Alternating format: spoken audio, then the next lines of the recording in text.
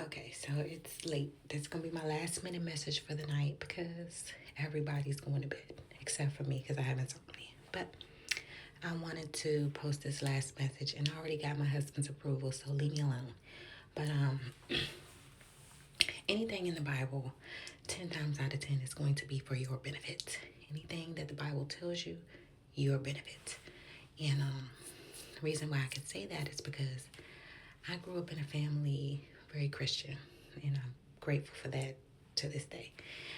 My husband, on the other hand, grew up in a household that was completely different.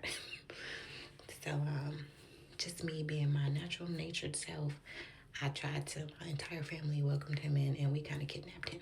So we just naturally assumed, or I naturally assumed, he was going to turn into one of us. Didn't happen just that quite way, you know.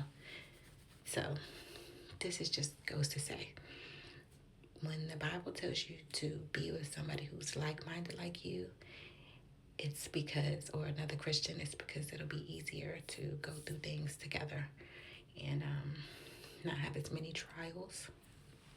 Because I just assumed that me being a Christian, that I could tell him all of the wonderful things that God did for me, and he would naturally just be like, oh, okay, let me hop on board. But no, it doesn't always work like that. So you have to be able to try to love like God unconditionally. So I think it's actually more beneficial to me to have already known Christ, to try to keep my marriage alive and save my marriage by having unconditional mindset, that I look past his flaws.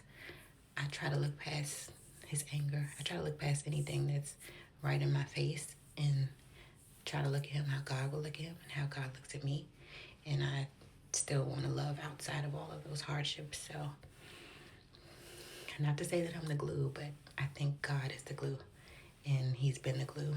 And now we're just trying to spread that glue around in our family. So, just if you start there, it's a lot easier to stay on track. So, keep those families rooted in Christ, and we'll try to start off that way. It's a lot easier to stay on a good path than it is to get on a good path. That's my message for the moment. Good night.